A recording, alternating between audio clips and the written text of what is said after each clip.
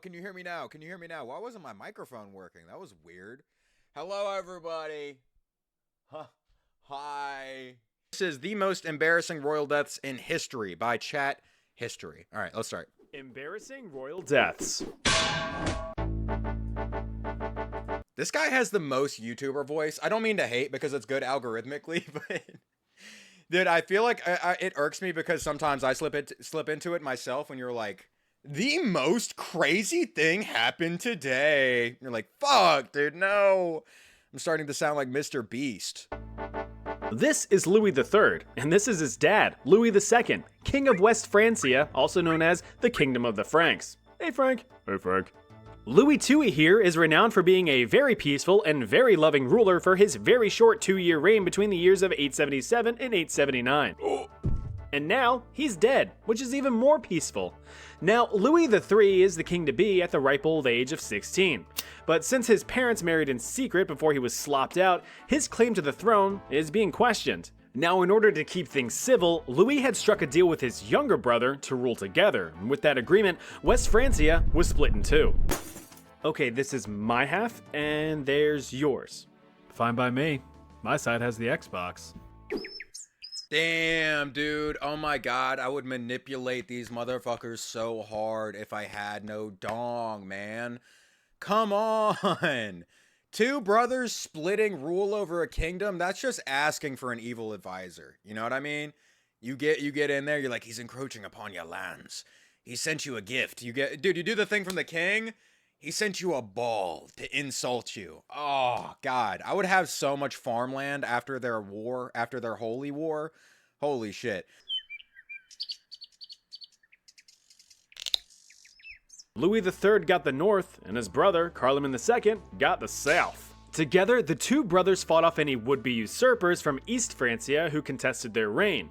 Battles were fought for over a year with some back and forth, but ultimately ended in a loss, and a portion of their kingdom was ceded to the east. But while East Francia celebrated its victory, a distant threat loomed over the horizon. Those dang Vikings were showing up in 881 and began to pillage the village and plunder asunder.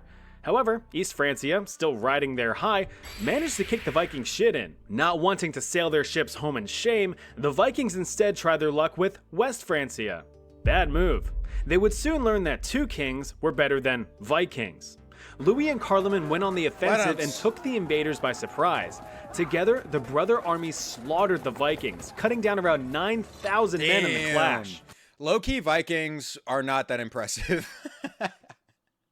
I watched Vinland Saga and I was like, oh my god, Vikings are so cool.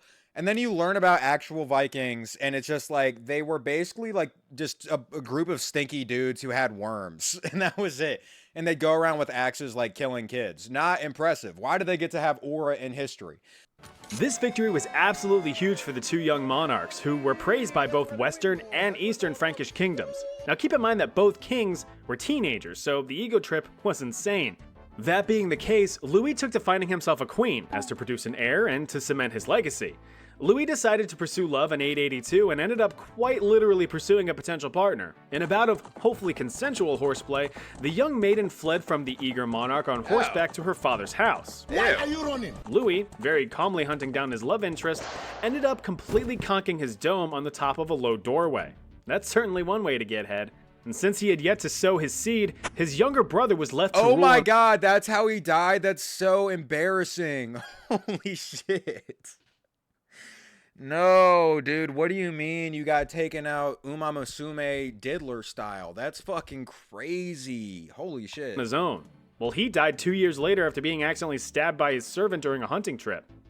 Accidentally. Dude, accidentally. No, all the comments must be about that for sure. The top comment, accidentally stabbed by a servant while hunting accidentally. Yeah, that's crazy, dude. Shout out to that servant for getting off of the charges that would get him pulled apart limb by limb for sure. Bummer. It's stories like this that make you realize just how stupidly fragile we all are. Just like that, a family lineage is cut short. Imagine if your great-great-great-great-grandmother fell in the shower, completely erasing the possibility of your existence. Poor guy probably didn't even know who she was. But he could have, with today's sponsor, MyHeritage. Sorry, I am in fact skipping this. Little Basil I was quite the inspirational success story. Born into a dirt-poor Armenian family in the Byzantine province of Macedonia way back in 811, baby Basil had quite the social ladder to climb. But such a challenge was deemed necessary as he was determined to dodge his destitute destiny. Too bad that he and his family were captured by Bulgarians when he was just 2. Luckily, Basil was able to escape his captors. Just took 23 years.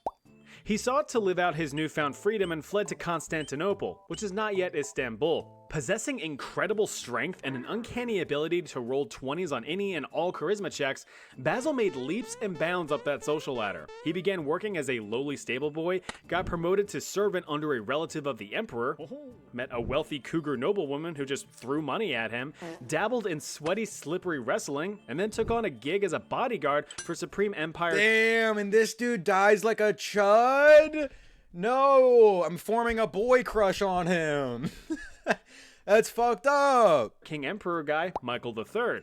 Now, you'd figure that being a bodyguard to the emperor would be a great place to coast until retirement, but Basil was just getting started. He managed to gain the utmost trust of the emperor, even being formally adopted as a son. And taking advantage of this, Emperor Mikey had been convinced by Basil that his own uncle was secretly plotting to take the throne, so he gave Basil permission to address the issue. He did. This false act of— Damn, dude. Honestly, I do think my closest dog could convince me to kill my uncle. I think if it was an uncle who, like, I didn't rock with that hard, that kind of makes sense to me. He mogs all of us but dies like a chud. Yeah, I don't think I'm taking that deal. I'd rather live, like, somewhere in limbo between chud and Chad than, like, by the way, using these words sincerely feels so fucking stupid. Then have, like, all Chad and then die, like, on the toilet. You know what I mean? I can't have that. Good night, Runk. I'm a bit tired. That's all good, Mad Max. I hope you sleep well. All the people at the parties I go to are hot gays, so I'd not mind the people that constitute those parties sucking on my finger. Well, let's go, dude. Get the goddamn Yart Fingy installed. Loyalty resulted in the emperor crowning Basil as co-emperor, which was not his best move. You see, Emperor Michael III wasn't very good in his decision-making, which is probably why the public didn't favor him all that much. Basil had one last obstacle in the way of the crown: his newly adoptive dad. But that's nothing a quick swipe of a sword can't fix. Basil dropped the co in his title and was now the full-fledged emperor of the Byzantine Empire. Damn, he betrayed his dog?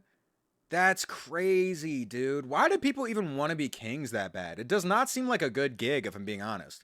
Because of this. And then he dies like a chud. See, it's cyclical. 67. Despite having 0 qualifications for the job, Basil's establishment of the Macedonian dynasty brought the Byzantine Empire into a golden age, with various military victories, large-scale construction, and significant cultural and legal reforms. Problem is, when you get into power through murder, you're always going to be looking over your shoulder for the next person trying to do the same thing to you.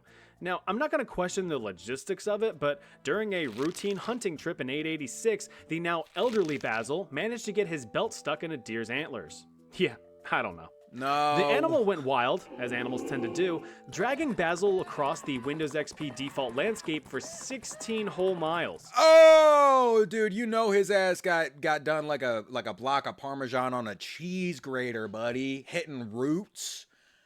Oh my God. That's fucked up. You think that was murder? That's a crazy way to murder somebody. I think I'm fairly creative when it comes to thinking of fucked up shit, but I don't know that I would tie my enemy to a beast and then, like, set it out into the forests. Damn, that's crazy. XP default landscape for 16 whole miles. 16 miles! Holy shit. That's at least 2 kilometers. A servant had managed to cut the emperor free, but the damage was done. Although somehow still alive, the emperor sustained tremendous injury. The servant still brandishing his— if you're a king who's with the times and you're trendy and you're this servant, and you're a king who's been trendy and you're smart and you got a servant who wants to be the king, he's grabbing a rock. And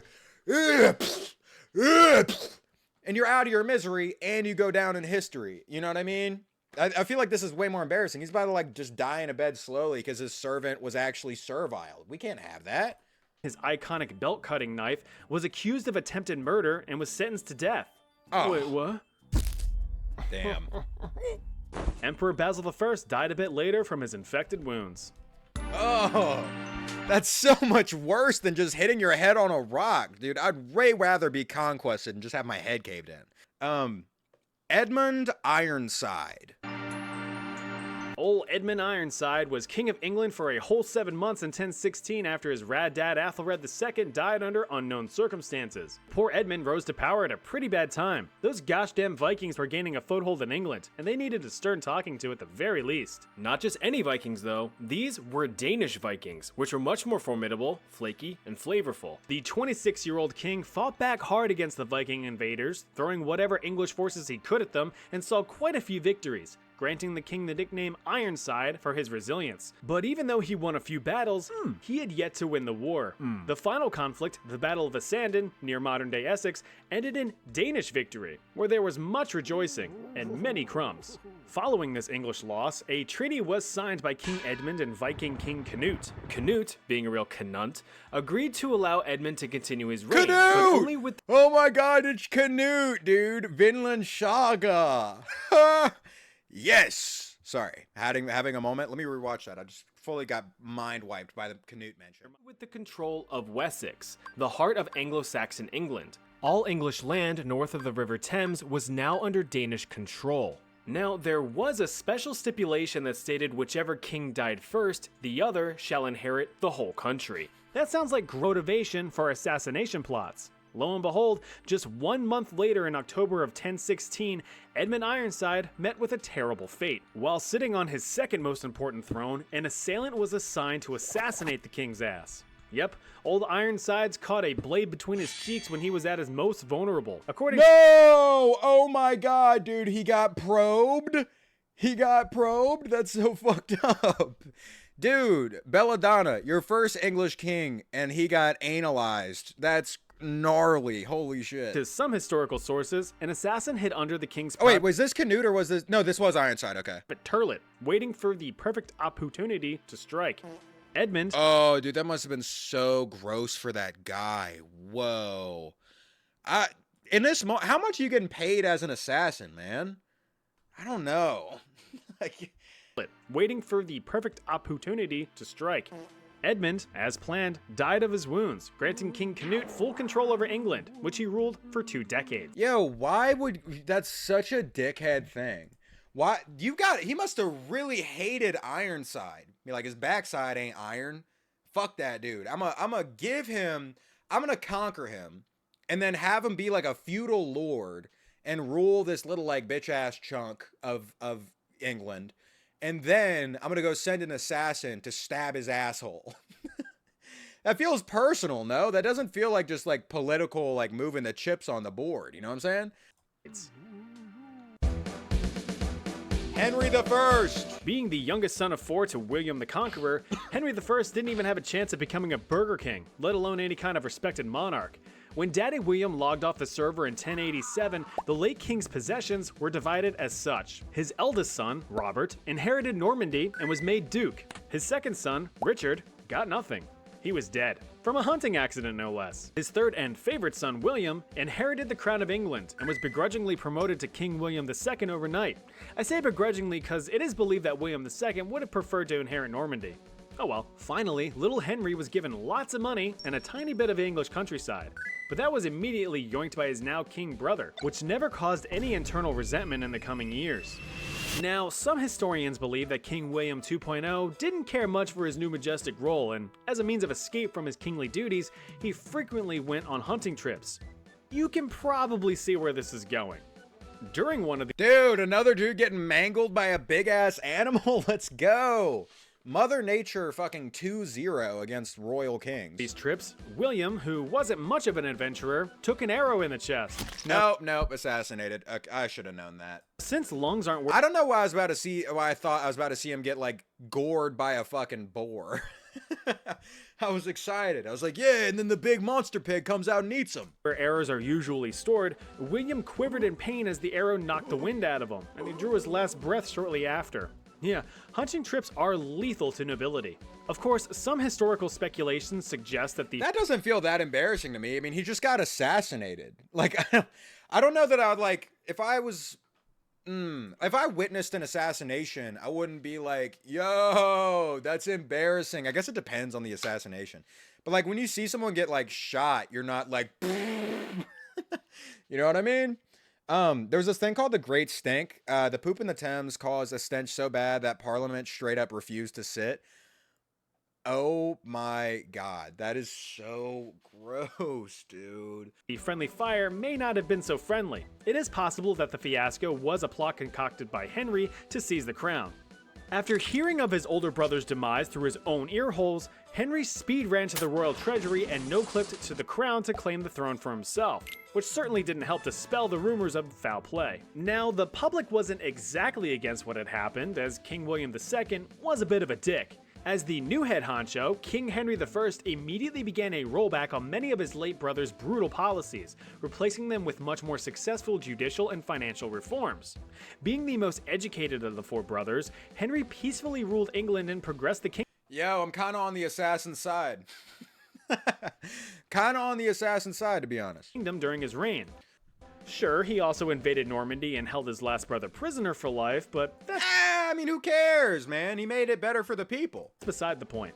Henry eventually married a Scottish princess and had himself 2 legitimate children that he loved very much, and dozens of illegitimate little crotch goblins whom he didn't. Daddy, I want a popsicle. Now, of course, there has to be a little bit of conflict sprinkled in, so his son and only heir got caught up in the White Ship disaster of 1120, which was a titanic tragedy. The titular White Ship, a vessel transporting around 300 people, including many nobles, struck a big old boulder and sank in the English Channel. Only one soul survived. Damn. But it wasn't the prince, so who cares? This sent Henry into a depressive spiral, as many of his subjects refused to recognize his daughter as a rightful heir to the crown. A woman ruling? Ugh, gross, said the English. In his Kill some people. Fuck it. Listen, okay, if you're just like, fuck it, I don't care, I want my bloodline to be royal, and you're like evil, you just be like, make my daughter the queen, and then just like decapitate anybody who's like mad about it, you know what I mean? I feel like that has to be the method. And yes, you're probably gonna get assassinated at some point, but hey, you were queen for a little bit. That's kind of like the whole thing. Like the way you get off of the royal ride is with your head rolling. That's just kind of how it goes. In his sad state, Henry cheered himself up the only way a king knows how, with a good old-fashioned hunting trip. But on this trip, Henry Yo, gorged why do these motherfuckers keep going on hunting trips? How fun is it, man? Like 90% of kings dying is on hunting trips. Stop going. Stop. himself on lamprey. You know, those weird little wiggly sucking teeth fish? Yeah, apparently those were a delicacy.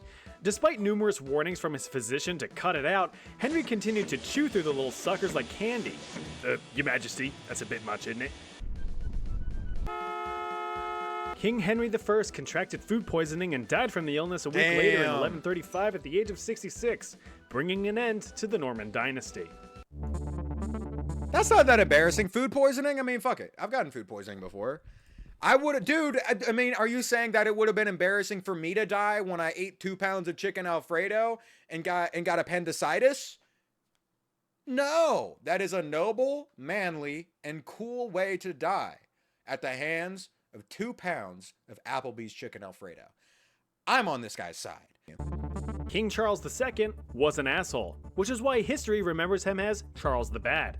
Having been born and raised in France and descending from a line of French rulers, Charles felt destined to be the big baguette in charge one day, and when his mother, who was the only daughter of former King Louis X of France, faded from existence, Charles received his inheritance, the paltry kingdom of Navarre, a pathetic spit of land in northern modern-day Spain. This sad excuse for a kingdom was an insult to his name, an insult he would never forget. Although now a king at the age of 17, Charles continued This dude's little wordplay I like quite a bit. I see why he's making the big bucks. to spend his time in France, hoping to build enough influence to gain recognition for his claim to the crown. But he wasn't successful. He would spend the next several decades double-crossing, manipulating, and backstabbing his way through life, pitting England and France against each other during the 100 Years' War. He had deceived, murdered, and betrayed for the sake of gaining power. He eventually helped spark a revolution in France. No, not the French Revolution, That's not for a while. This uprising was the Jacquerie, a peasant rebellion in 1358 against French nobles. Charles led a suppressive force against the peasants to appear to be the savior of France, but everyone saw right through the ruse. After that publicity stunt, Charles lost almost all— Damn, bro is no Zoran Mamdani. Holy shit.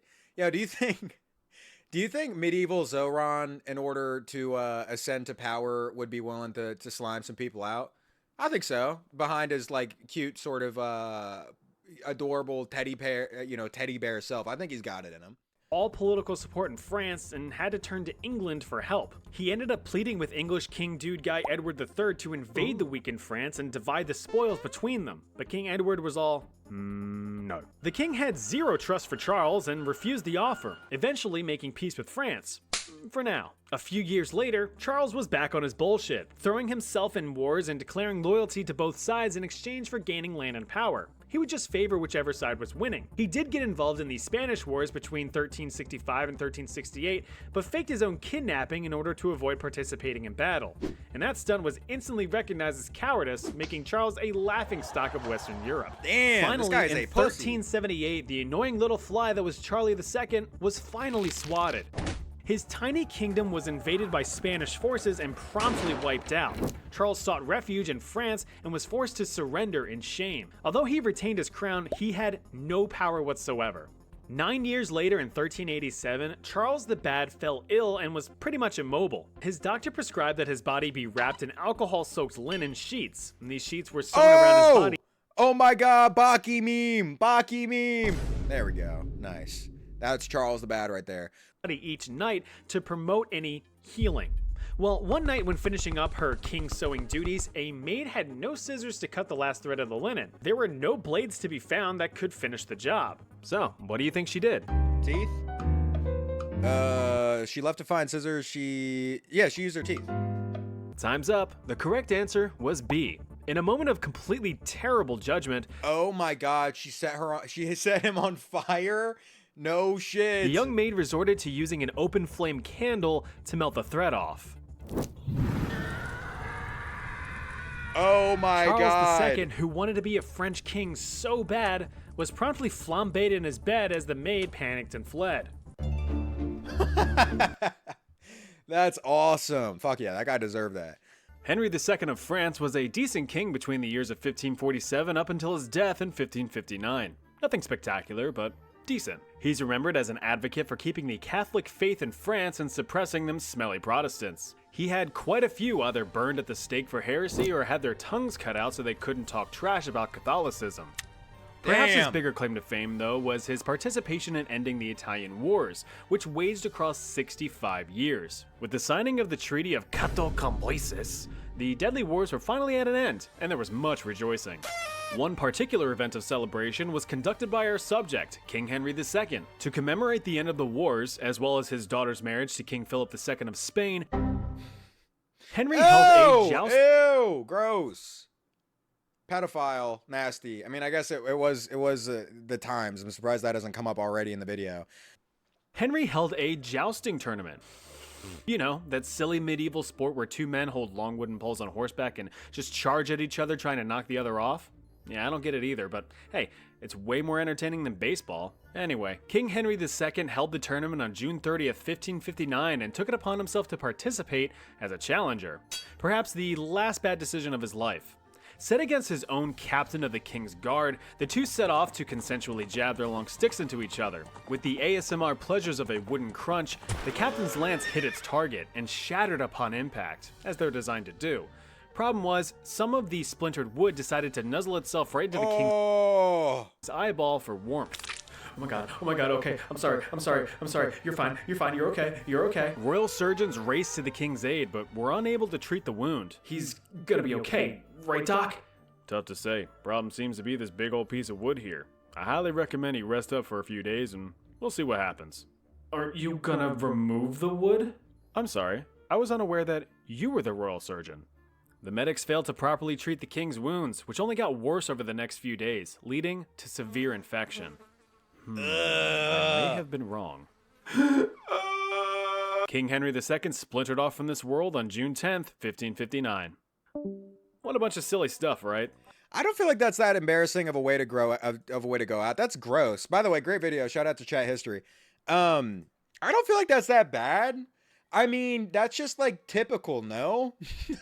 Like, I feel like if I was like a serf back then and they were like, did you hear the king died? He died of an infection. I'd go, so did my mom, my dad, my grandparents, both of my kids. And I'm dying of infection right now. Look at my leg. And I'd lift it up and it'd be like the size of a fucking like elephant foot. You know what I mean? Like, I wouldn't be, that doesn't feel embarrassing. Oh, okay. All right, let's watch the grandma anime video real quick. Oh, they got impact frames? Holy shit, let's go.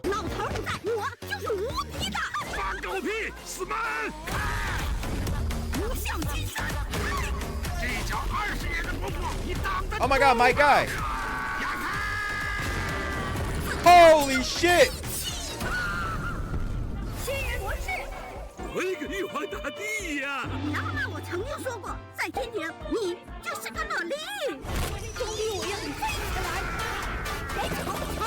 Holy shit. I'm sorry, I'm just enjoying this. This is awesome.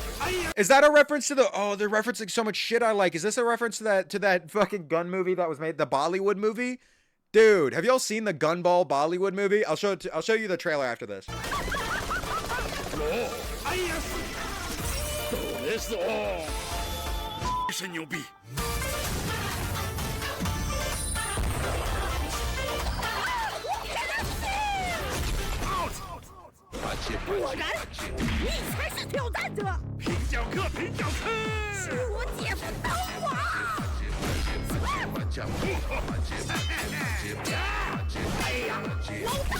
Holy shit, this is awesome.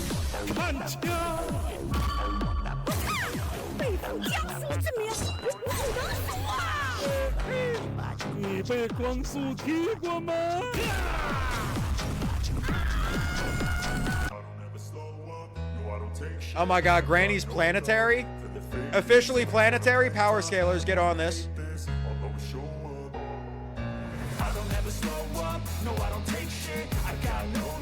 This song is really bad.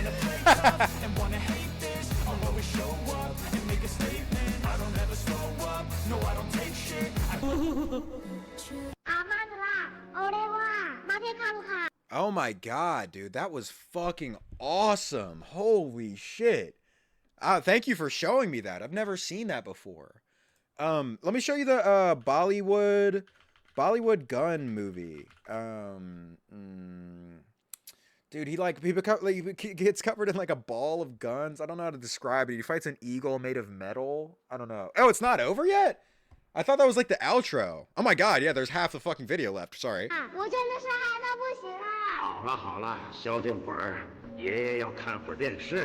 it's a flashback. Read my message, you chud. I'm not even looking at chat at all. I'm soaking in peak right now.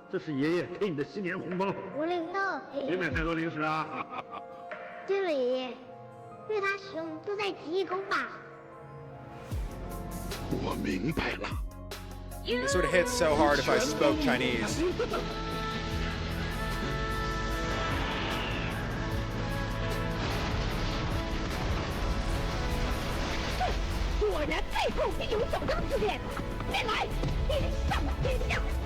What the fuck? Granny is universal. What the fuck is that? She's got summons?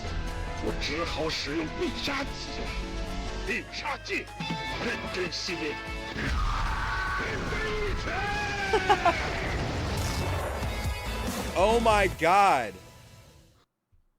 Holy fuck, those people are awesome. I do a good Wow. Wow, dude, I'm blown away. I have nothing, I don't even have any commentary on that. That was just awesome. Runk, after this, trust me, it's 4 minutes long and it's so peak. Okay, let's see what this is.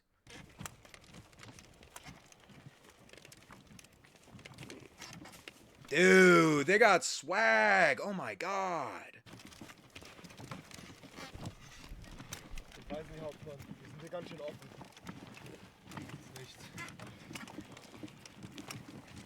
Hauptsache ein Platz zum Rasten. Am Ufer entlang.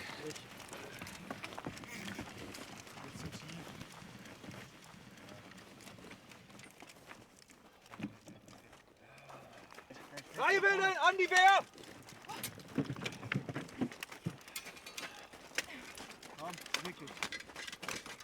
Dude, those things too. This weapon right here. Hold on. This weapon right here is crazy, dude. I think I would go for that.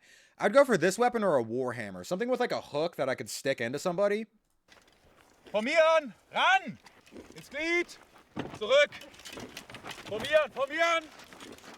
Gut, lass sie kommen! Lass sie kommen! Bereit? Jawohl. I'm just gonna soak this in and not talk. I think bro's gonna 5v1. I don't think that's a halberd. I'm talking about the hammer with the hook right here. The halberd's like this thing back here, right?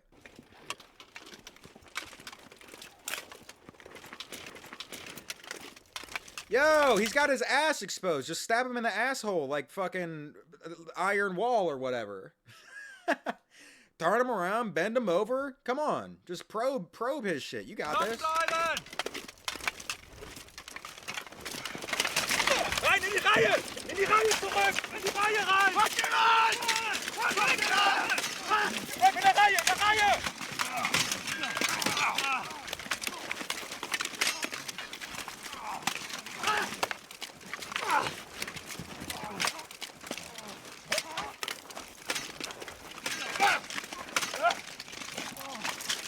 Damn, it's so crazy how like lame fighting looks in real life. You know what I mean? This is accurate. I'm not, these filmmakers are really, really cool. I like them a lot.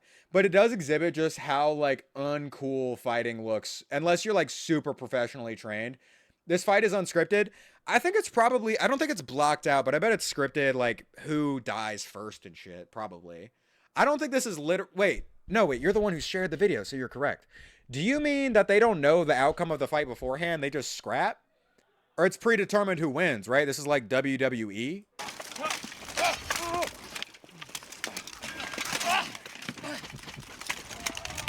No, it's unscripted. But okay, but is it scripted who wins? Is it scripted who wins is what I mean. Because isn't the whole thing like showing that knights fucking kick ass? This is like knight, you know, this is like knight porn, basically, of knights killing people. At least that's what their first video was. Yeah, they scrap. So you're saying they just fight. Oh, shit. Okay. No, it's whoever wins, wins. Oh, my God. I did not know that. Wow.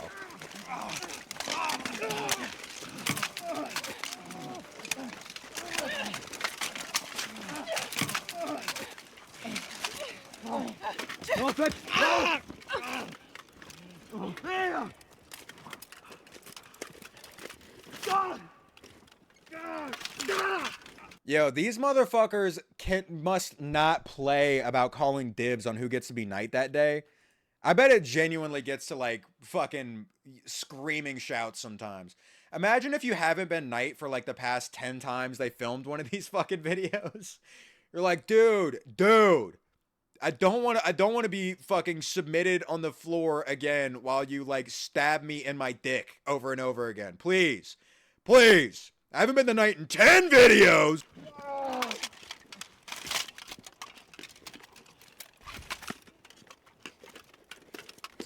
Dude, they should have stabbed him in the asshole. That's absolutely the method. You know what I'm doing? Okay. If I'm fighting this knight who's got his like ass out. Hold on. If I'm fighting, let me find a frame where his ass is out. If I'm fighting this knight, I'm one of these 5 guys, and he's got his ass out. The second he stabs me or gets me where it's believable that I'd be incapacitated, I'd lie on the ground and go, be on the floor, but keep a hold of my weapon. And that way I have the lower angle and I can go, immediately. The second he turns around, knife and balls.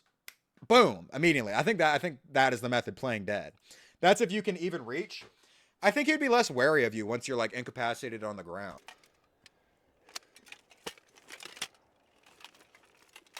Knight wins, as always.